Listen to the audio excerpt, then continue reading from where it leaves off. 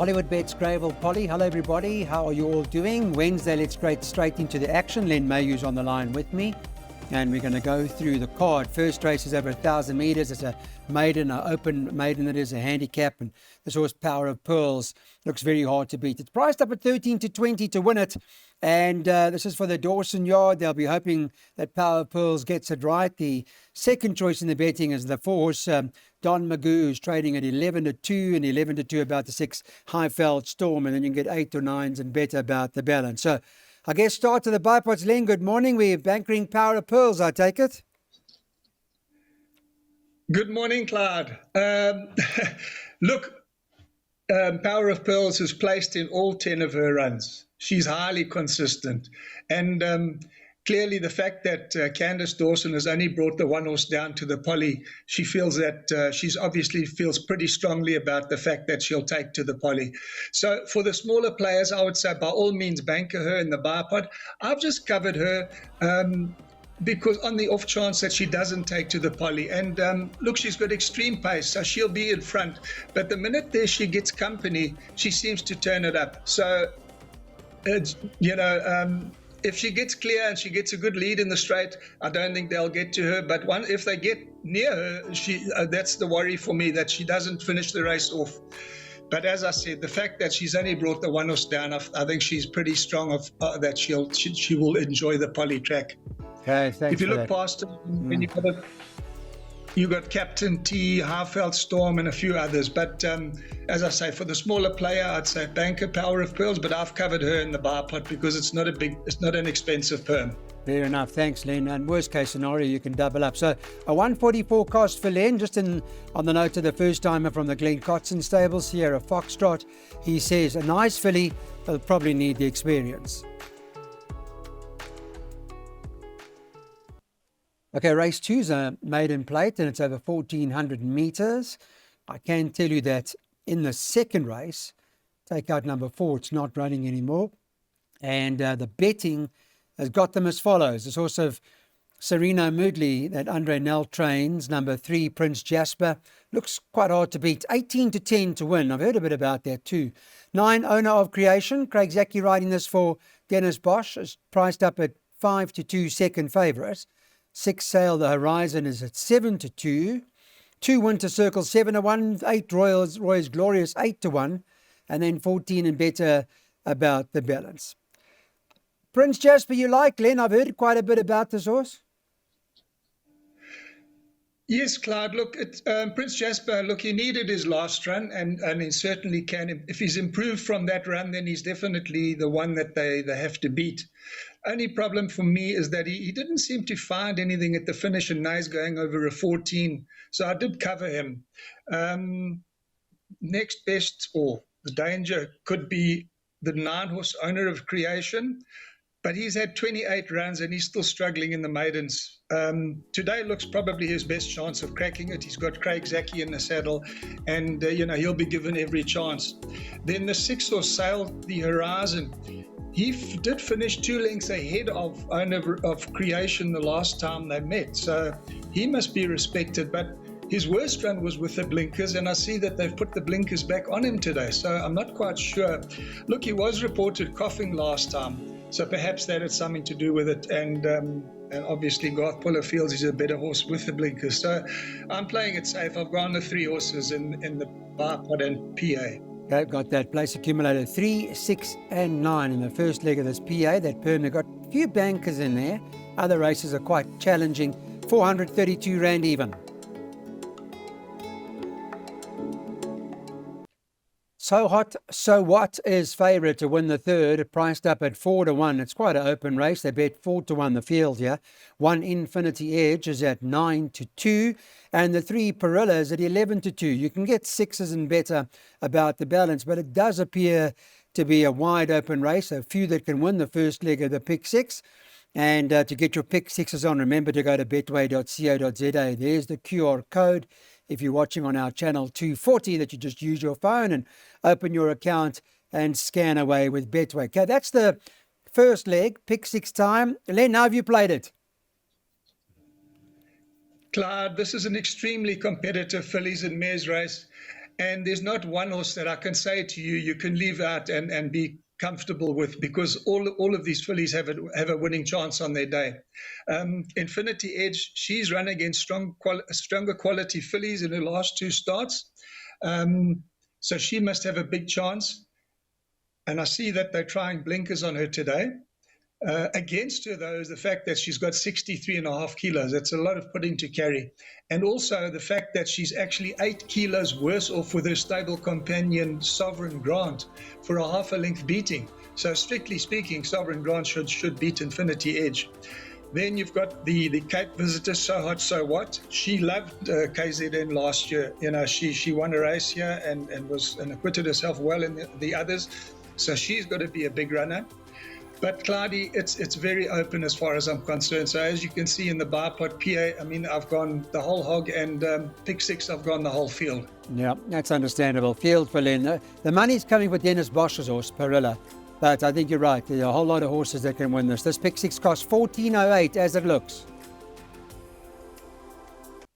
Okay, let's get on to race number 4. It's a class 4, and it's over the 1,400 meters. Let me pull up the betting for you, just to give you an idea what they're doing in this race. And they bet, 7-2 the field. Royal Sword, Rachel Vinica rides for Garth Pullers, priced up at 7-2. $1,000 appeal is trading at 4-1. Beat money for MJ Woodendale's horse here that Matthew Thackeray is riding. Did open up at 6s, is now 4-1.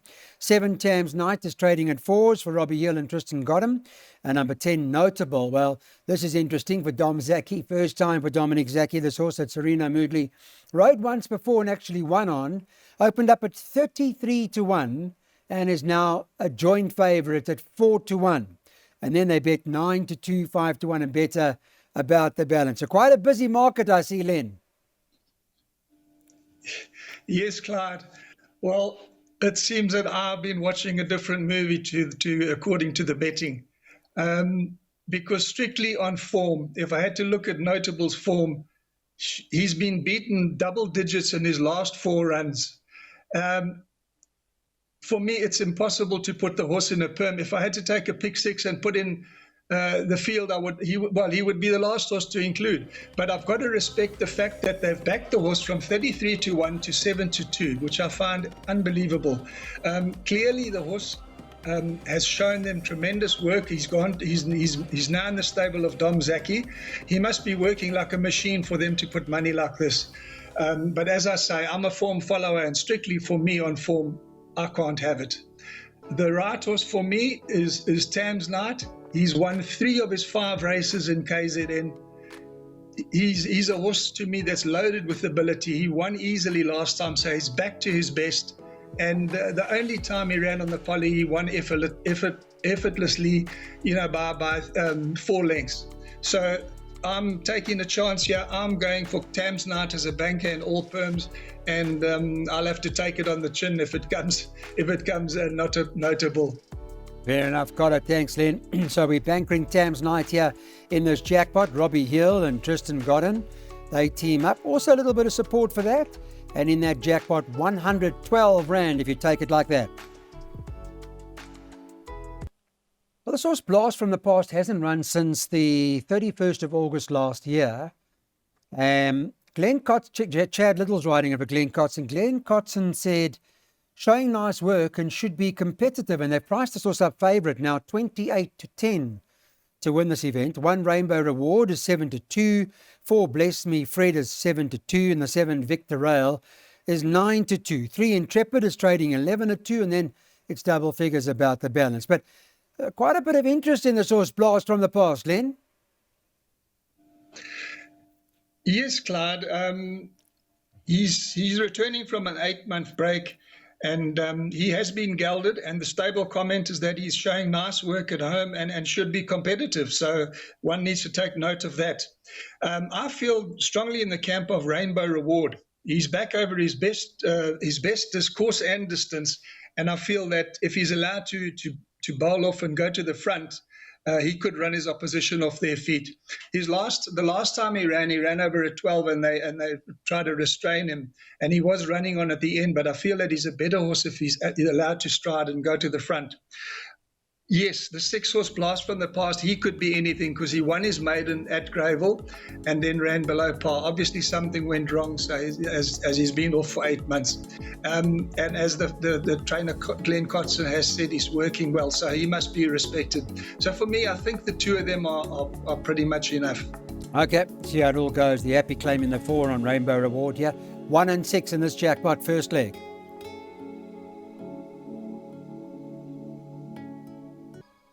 Kawakazi looks the horse to beat here. It's at 14-10 in the race. Sean Veal is on board, and the market's got it quite strong. They're not taking chances with this horse. Although it was 13-10, I see it trading around 14s, but not moving too much. 8 Dawn Surprise is 7-2, and the next best in, I think they bet 6-1 and better about the balance. I see in your play, Len, you also on the same side as the market and their thoughts that Kawakazi will be hard to beat. Yes, Clyde, she certainly looks to be the one to beat. She's been very unlucky in her last 3 runs, and in saying that, I'm talking about being badly drawn. She was drawn 9 out of 9, 9 out of 9 in the second run, and then 10 out of 11 in her last 3 runs. So today she's finally cracked a draw. She was drawn at 2, but with the scratching of Call Me Jane, she comes in to draw 1. So she's on the paint. And I feel that she'll be a lot more handy today from that draw. And I feel that she will outrun them in the straight. She's beaten most of the runs, these fillies, before in her last few runs. The only question marks is the Flying Fate. I think, we don't know how good she is. So that could be the main danger. But for me, I'm banking her in all perms. I think she'll win. That's good to know. And the stable and the trainer, the connections, they're all quite confident. The same story that she'll win as well. That quartet cost 120. So Black Eagle looks the right horse. Sean Marshall says he won a gutsy race over this distance last time at Hollywood Bets Kenilworth. He says he's doing extremely well and his work has been exceptional, this horse, Black Eagle. If he takes to the Polly, well, then he's going to be the horse to beat. And he's currently priced up at 18-10, Black Eagle. So a lot of confidence coming from the yard. 1 Position of Power, 7-2. 3 United Nations, 7-2. And then you can get, I think, 10-1 and bets about the balance. So all the focus on Black Eagle. You think he'll take to the Polly, Len? Clyde, that is the question. If he does take to the Polly, he's certainly the one to beat because his Cape form is very strong. He's run in his last 3 runs have been in the A class. And as I say, if he does take to the Polly, he'll be the one to beat. Looking past him, though, it becomes very open. Position of Power, he's 1 from 1 on the Polly. He's got to be respected. And then United Nation, I mean, he's devastating on the Polly. He's unbeaten over the course and distance, so he deserves respect. Then you've got a horse like Major Tommy and then Fortress of Fire. So to me, if you don't bank a Black Eagle, you're going to have to put mainly the field, I would say. Yeah, fair enough. Got that exacta boxed 1, 2, 3, 4. So Black Eagle, if you like him, the thumbs are up.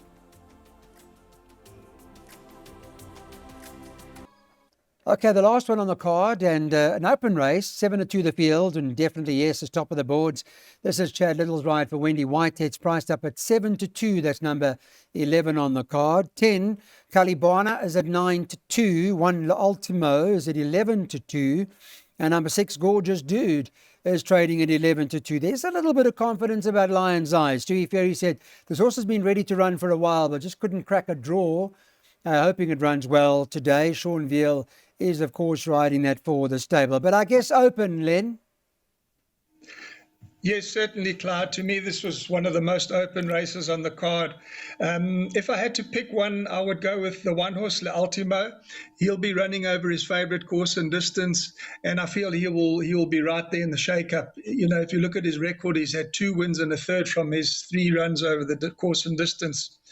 Then, as you touched on, Lion's Eye, he returns from a 4-month break, and if fit and well, he must have a say, and it seems like he is fit and well, so he must go in. Gorgeous Dude needed his last 2, and he'll be in the shake-up. He's always thereabouts. Clyde, the list actually goes on and on. Obviously, Definitely Yes, which I didn't include, but it is favourite. It's purely because of his wide draw that I didn't put him in. But yeah, to me it's a very open race, and I'm going for a roving banker of Le Ultimo. Okay, got it. Thank you so much, Len. There's the trifecta. We'll float that and got those horses to use around it for 126 Rand. Thursday, we go to the Vaal.